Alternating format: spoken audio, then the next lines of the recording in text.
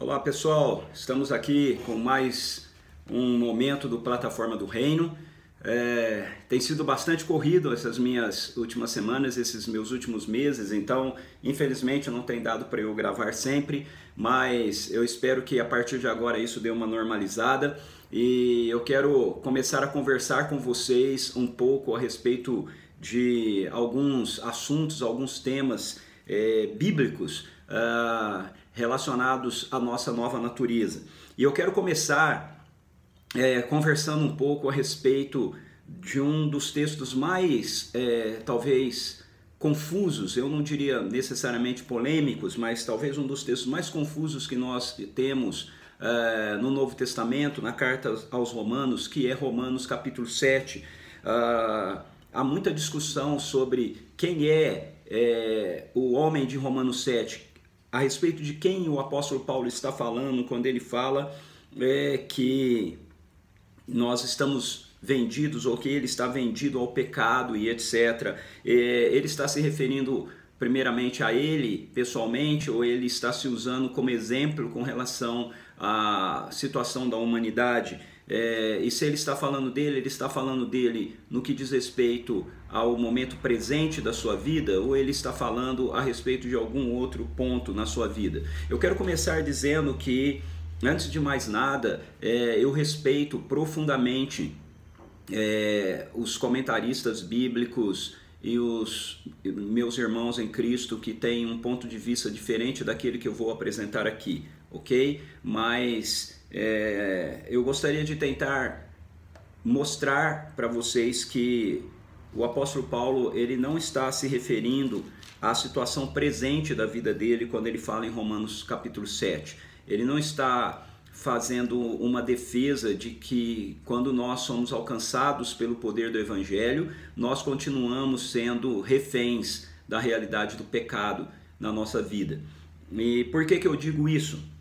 Bom, nós podemos até chegar a essa conclusão, eu diria, usando aqui uma expressão de um dos meus professores de exegese bíblica, tudo depende de como você lê a Bíblia. Então, se nós pegarmos apenas o capítulo 7 de Romanos e nós pegarmos apenas essa seção do versículo 7 até o verso 25 e lermos isso isoladamente, muito provavelmente a conclusão que nós vamos chegar é que de fato o apóstolo Paulo está se referindo a ele, de fato o apóstolo Paulo está se referindo a ele na condição atual da qual ele estava escrevendo o texto.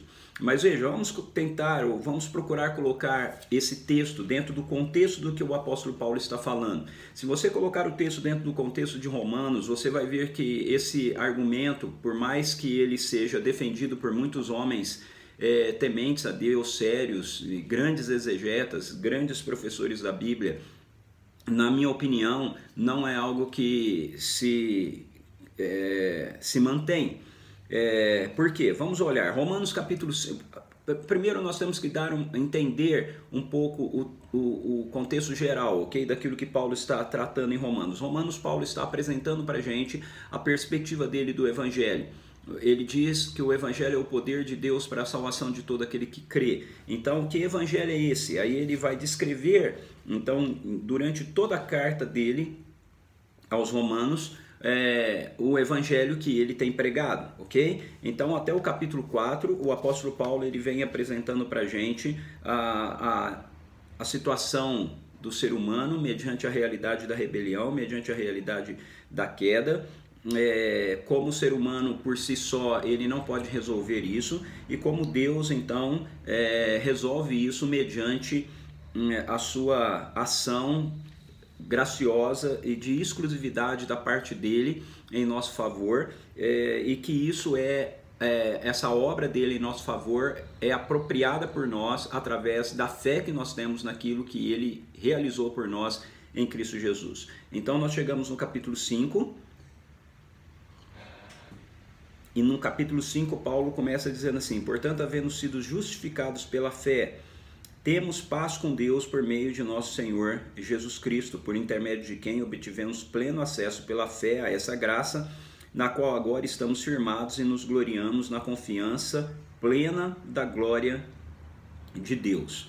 Então, o apóstolo Paulo termina o capítulo 4 dizendo que Jesus foi entregue à morte para pagar preste atenção, para pagar não alguns, mas todos os nossos pecados, e foi ressuscitado para a nossa completa justificação. E aí ele começa o capítulo 5 então dizendo que nós estamos justificados em Cristo. Ele vai discorrer no capítulo 5 e aí ele vai chegar em Adão, nos versículos 12 até o verso 21, ele vai fazer um contraste entre o que aconteceu à humanidade por intermédio da rebelião de Adão e o que nós usufruímos por intermédio da obediência de Jesus. Então, através da rebelião de um único homem, diz o apóstolo Paulo, todos pecaram. Mas através da obediência de um único homem, todos que tinham pecado têm acesso agora à restauração da sua relação com Deus, da sua comunhão com Deus, do seu relacionamento com Deus. E ele então diz que aonde abundou o pecado, a graça então superabundou, e que não dá para se comparar isso em relação ao que Jesus fez, em relação ao que Adão fez, porque o que Adão fez, ele fez sozinho e contaminou todos, e o que Jesus fez, ele está pegando a contaminação de todos e assumindo sobre ele, e trazendo então a possibilidade da redenção para todos aqueles que nele creem. E aí nós começamos o capítulo 6, e no capítulo 6 o apóstolo Paulo vai discorrer ao longo de todo o capítulo a seguinte tese: se nós fomos alcançados pela graça de Deus por intermédio de Jesus Cristo, se nós tivemos os nossos pecados todos pagos, e se nós somos justificados diante de Deus por causa daquilo que Jesus fez, então como é que nós devemos viver a nossa vida? Essa ideia da graça pode nos levar à perspectiva de que então não importa se nós continuamos vivendo a nossa vida escravizados ao pecado, não importa se nós continuarmos pecando, porque está tudo certo diante de Deus. Esse é um conceito que na teologia a gente chama de justificação posicional, ou seja, nós estamos posicionados em justiça diante de Deus, mas na prática, essa realidade da justiça não está aplicada na nossa vida. Nós precisamos ir trabalhando para que ela possa ser desenvolvida em nós. E esse desenvolvimento da justiça, então, é o que nós atrelamos à questão da santificação. Mas o Romanos capítulo 6, o apóstolo Paulo, ele parece não concordar muito com essa posição. Romanos capítulo 6, o apóstolo Paulo apresenta para a gente a perspectiva da nossa justiça posicional, ou seja, da posição de justiça que nós temos diante de Deus como a realidade para que a gente tenha uma prática de justiça na nossa vida, no nosso dia a dia. Então, se somos justificados, então nós temos uma vida justa.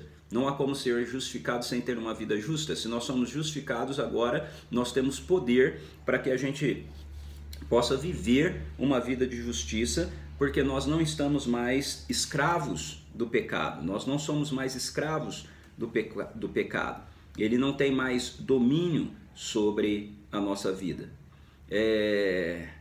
No versículo 16, ele diz assim: não estáis informados de que ao vos entregardes a alguém como escravos para lhe obedecer, sois escravos desse a quem obedeceis, seja do pecado para a morte, seja da obediência que leva à vida?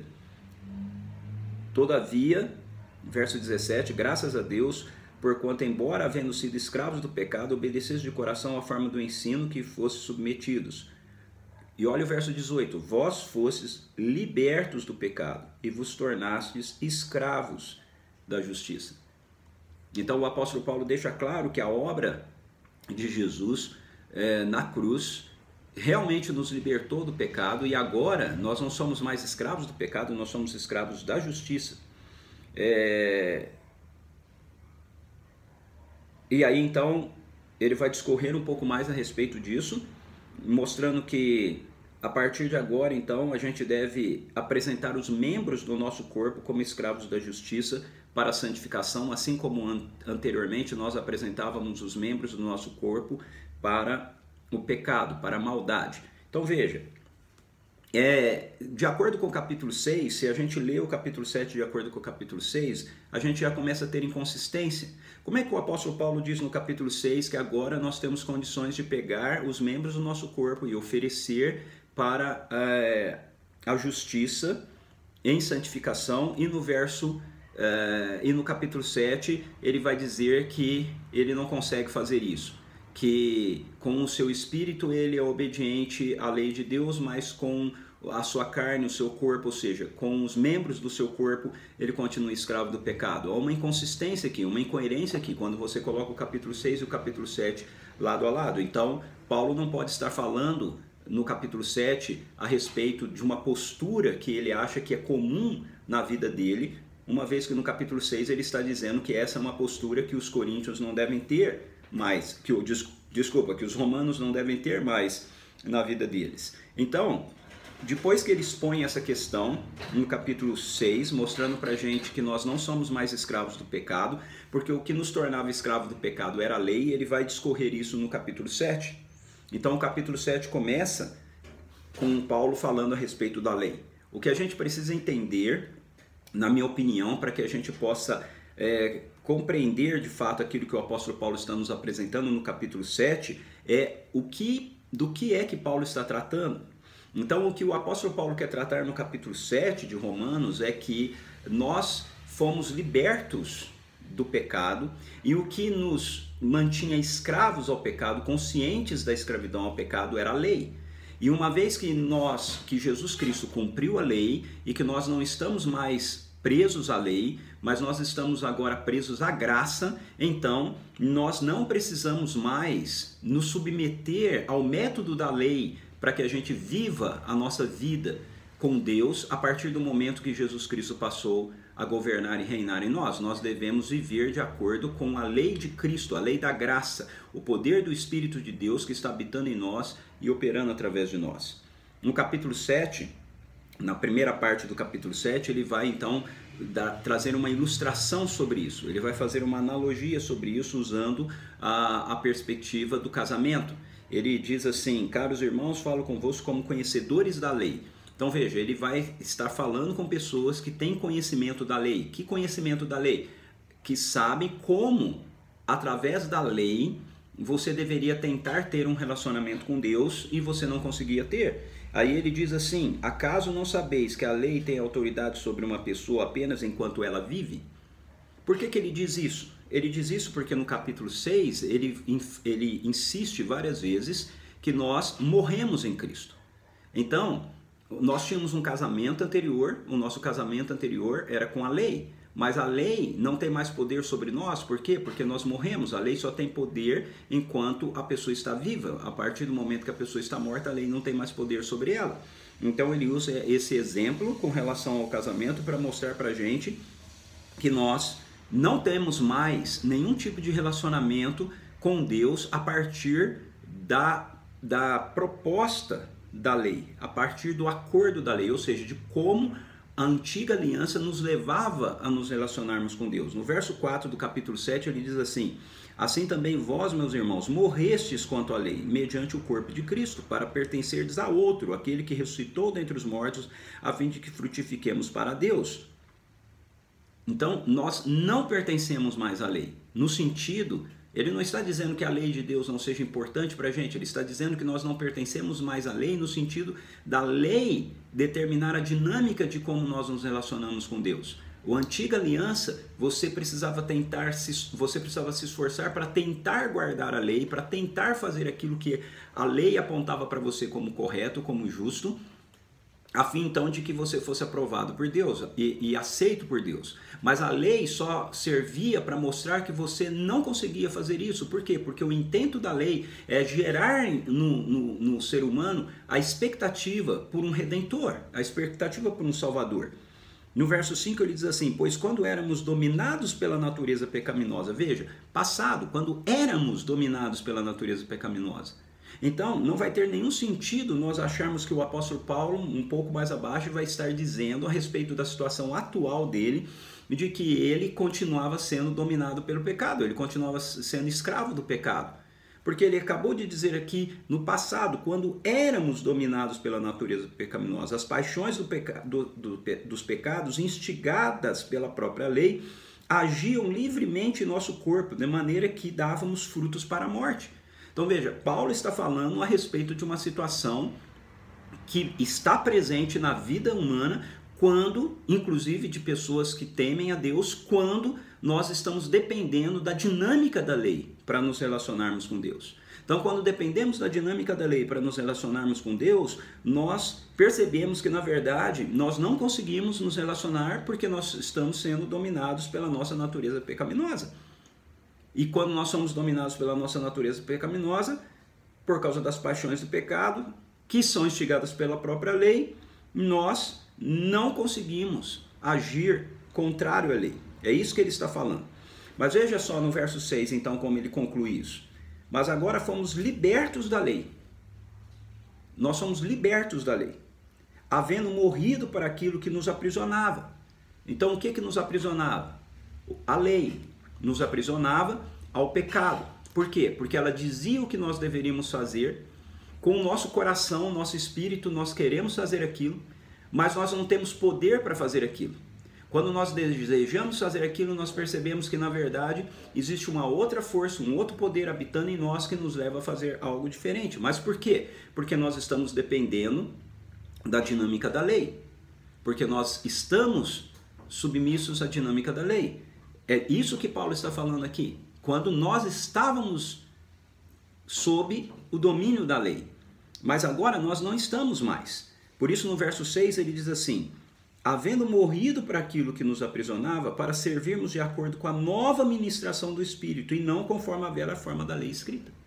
Então agora, uma vez que nós experimentamos Jesus, nós não podemos mais viver de acordo com a velha ministração da lei escrita. Nós precisamos viver de acordo com a nova ministração do Espírito.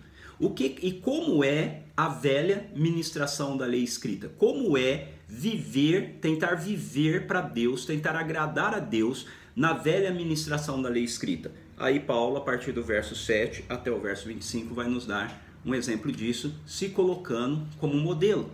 Por que ele se coloca como modelo? Porque você precisa se lembrar que Paulo era um fariseu. Eu acho que esse é um ponto que muitos dos comentaristas bíblicos que afirmam que Paulo está se referindo a ele mesmo, esquecem de levantar, esquecem de falar.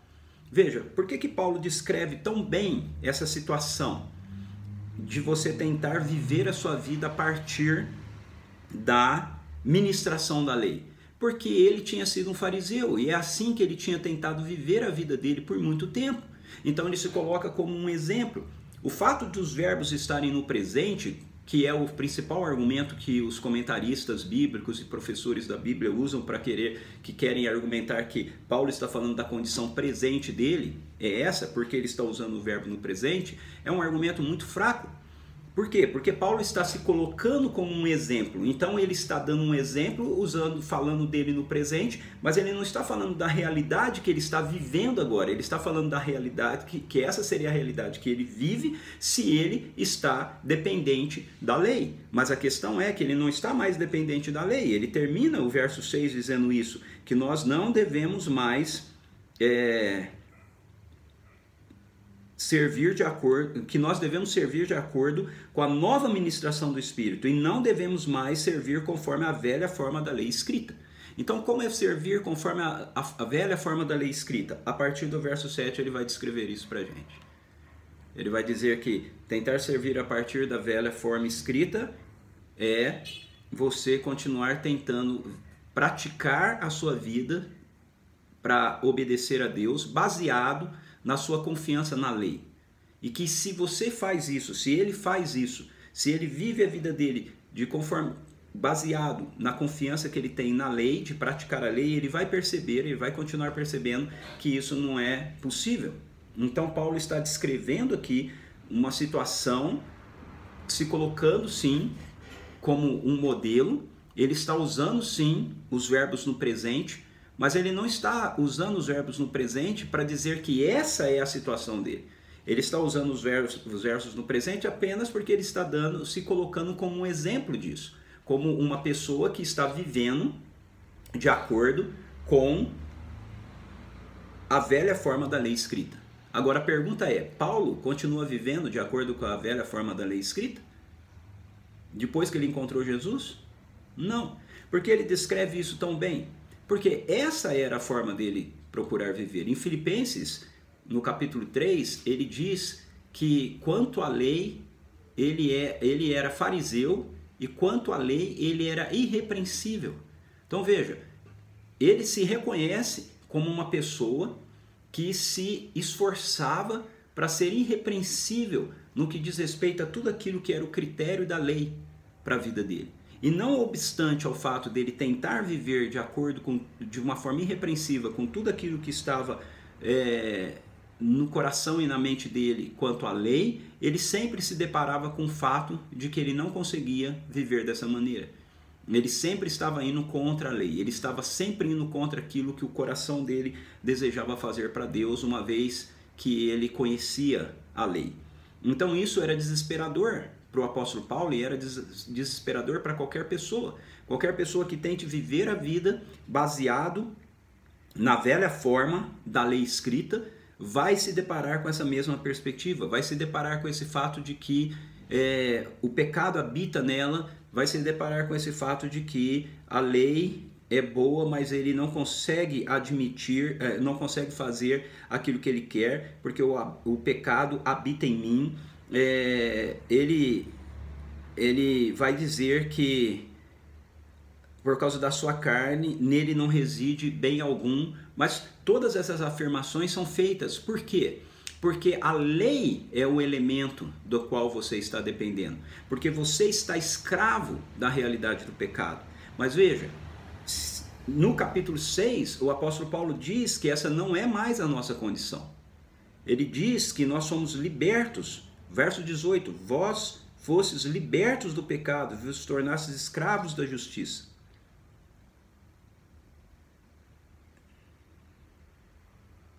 Então, o capítulo 7 de Romanos, se colocado dentro do contexto, vai mostrar para a gente que o apóstolo Paulo não está se referindo à condição atual dele. Ele está falando dele, mas ele está falando dele como um exemplo de uma pessoa que procura viver conforme a velha forma da lei escrita. Romanos capítulo 7, versículo 6. Quando você procura viver assim, você vai chegar a essa conclusão: miserável ser humano que sou. Esse vai ser o seu desespero. Quem me libertará desse corpo da morte? Porque a lei serve justamente para te levar a essa condição. A lei serve para nos levar a essa condição, a perceber que nós não conseguimos, que por nosso próprio esforço, por nossa própria dedicação, por nossa própria capacidade, nós não conseguimos viver de conformidade com aquilo que a lei escrita de Deus aponta para a gente. Então, ela serve para nos levar a esse momento de desespero, que vai fazer então com que o apóstolo Paulo diga a solução, aponte a solução. Ele diz: graças a Deus por Jesus Cristo nosso Senhor. Graças a Deus por Jesus Cristo nosso Senhor. De modo que eu mesmo, com a razão, sirvo a lei de Deus, mas com a carne, a lei do pecado. Eu mesmo. Ou seja, ele por ele mesmo, Paulo por ele mesmo, eu por mim mesmo, ou qualquer pessoa por si mesmo, que queira agradar a Deus fora de Jesus Cristo, vai viver assim.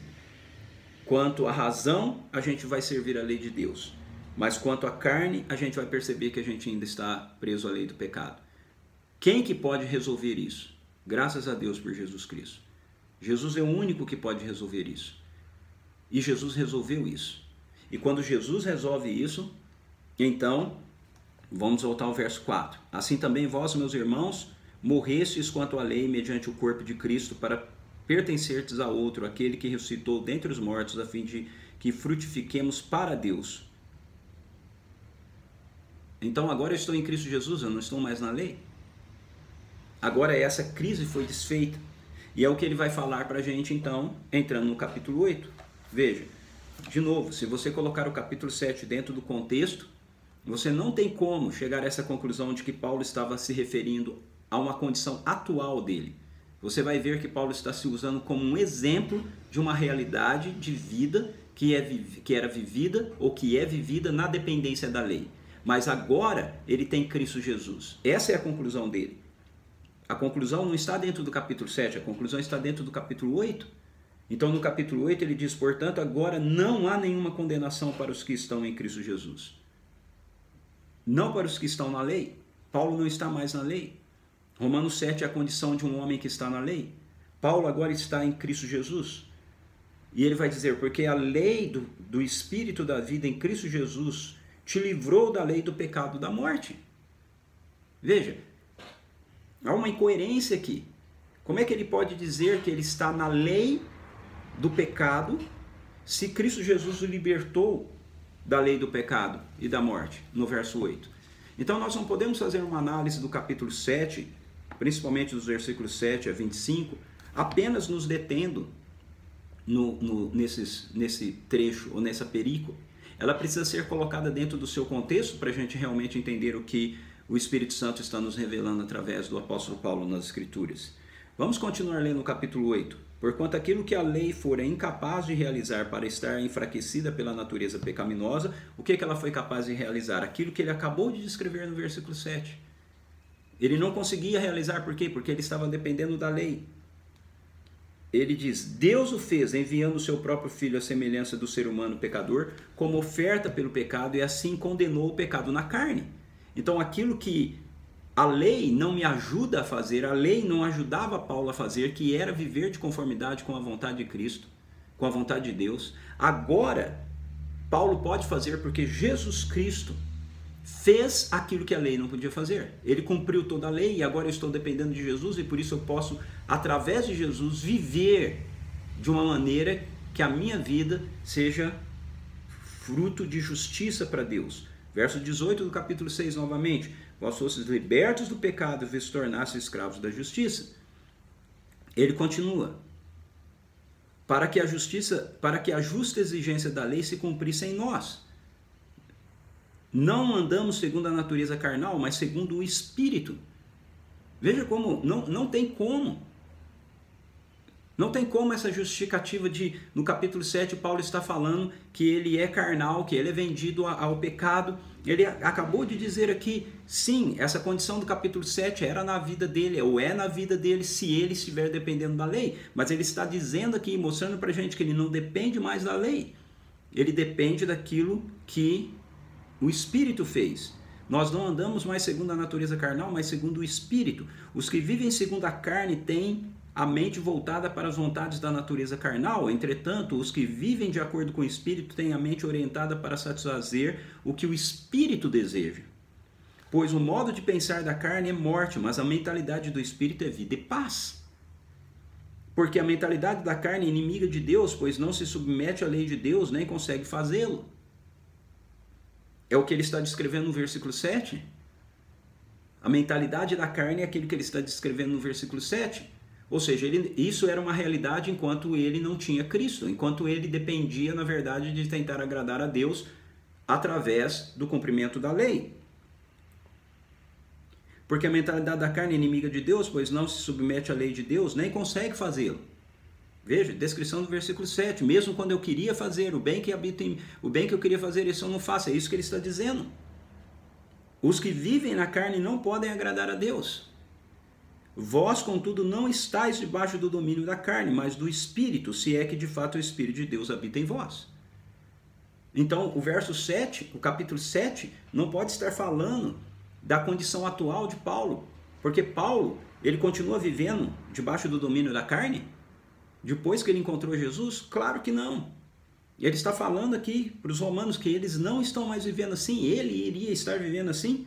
Vós, contudo, não estáis debaixo do domínio da carne, mas do Espírito, se é que de fato o Espírito de Deus habita em vós. Todavia, se alguém não tem o Espírito de Cristo, não pertence a Cristo. Porém, se Cristo está em vós, o corpo está morto por causa do pecado, mas o Espírito vive por causa da justiça. E se o Espírito daquele que ressuscitou dos mortos a Jesus habita em vós, aquele que ressuscitou dos mortos a Cristo Jesus igualmente vos dará vida a seus corpos mortais por intermédio do seu Espírito que habita em vós. Então veja, o apóstolo Paulo está dizendo, olha, o corpo da gente, a carne, ainda pode estar submissa, ainda pode estar entregue ao pecado, mas a presença do Espírito, que já está residindo no nosso espírito, vai ter domínio, inclusive, sobre o nosso corpo. Quando é que Ele dará vida aos nossos corpos mortais. Quando nós ressuscitarmos dos mortos, não é disso que Paulo está falando, ele diz que ele faz isso por intermédio do seu Espírito que habita em vós. Então o apóstolo Paulo está dizendo que o Espírito Santo que habita no nosso espírito, ele vai ter domínio, inclusive, sobre o nosso corpo mortal.